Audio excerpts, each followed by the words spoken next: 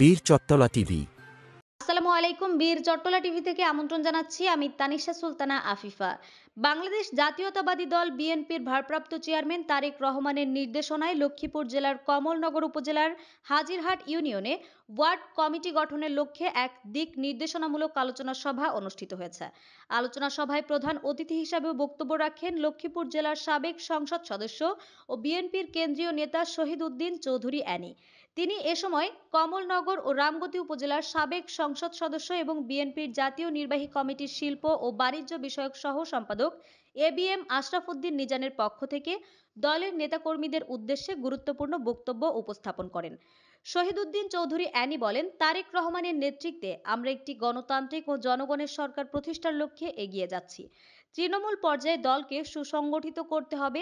এজন্য প্রত্যেক ওয়ার্ডে দক্ষ, যোগ্য ও ত্যাগী নেতাকর্মীদের সমন্বয়ে কমিটি গঠন করাই আজকের লক্ষ্য।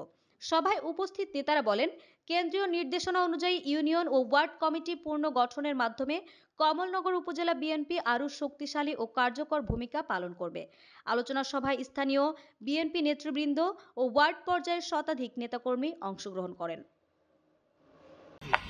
আশরাফ উদ্দিন নিজাম সাহেব তিনি এখানে নির্বাচন করেছেন, এখানে দীর্ঘদিন থেকে নেতৃত্ব দিচ্ছেন এবং গ্রামের মানুষের সাথে, চরের মানুষের সাথে মিশে গিয়েছেন। ঢাকায় উনি ওইখানে যতক্ষণ থাকেন, আবার একসময় যখন আসেন 1 সপ্তাহ 10 দিন কন্টিনিউ করতেছেন।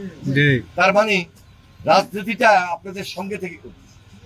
একবার নির্বাচিত হয়েছেন, যদি 2014-তে ভোট হইত, যদি 2018-তে ভোট হইত, যদি 2024-এ ভোট হইত, তিনি কিন্তু বারবার নির্বাচিত হইত, সামনেও নির্বাচিত হবে। তাহলে এখন আমার এবং আপনাদের কাজ হলো তার হাতকেও শক্তিশালী করা।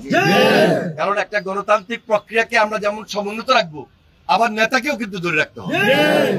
এমন নেতৃত্ব দরকার যিনি এলাকাটাকে সামনের জন্য দায়িত্ব নিয়ে এগিয়ে নিয়ে যাবেন। আপনাদের সঙ্গে সম্পর্ক রেখে আগামীতে তার হাতকে শক্তিশালী করার মধ্য দিয়ে এই কমলনগরে এবং এই রামগতি যে আসন, আমরা মনে করি যে এই আসনে তিনি একদম ফ্রন্ট লাইনের নেতা।